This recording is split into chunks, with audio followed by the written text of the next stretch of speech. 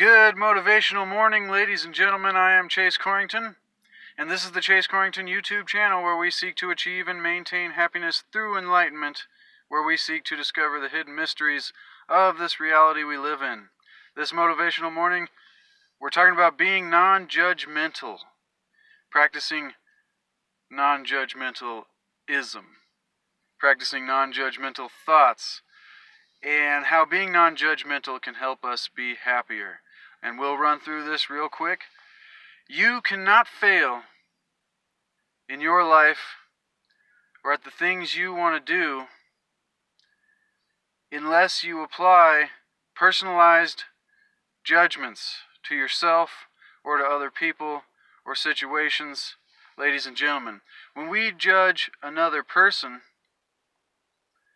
when anyone judges another person, always remember you do not define that other person. So when we judge somebody else, we're attempting to define them with our thoughts. And our thoughts control our reality. If you believe it, you can achieve it, kind of thing.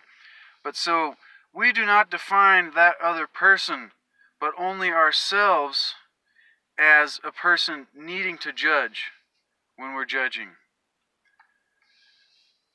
So when we judge another person, just to reiterate this statement, when we judge another person, when anyone judges another person, always remember that you do not define yourself when you judge yourself, or you do not define the other person when you judge them. You're only defining them as somebody judging you, or you as somebody judging somebody else, if that makes sense, ladies and gentlemen. We are not defined by the judgment or the ideas or the conceptions, the way that people think we are.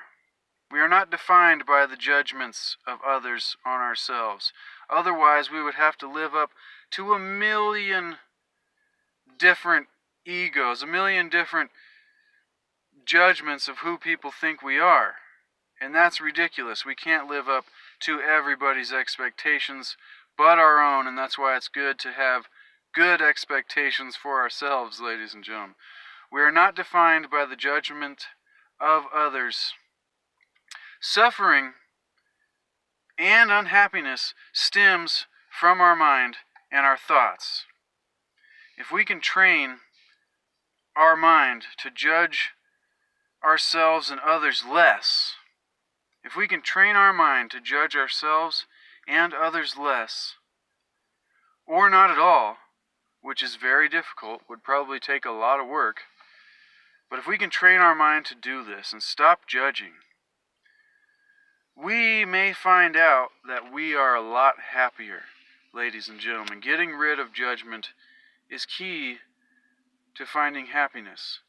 Also, being non-judgmental or practicing non-judgmental behavior is a great way of being compassionate.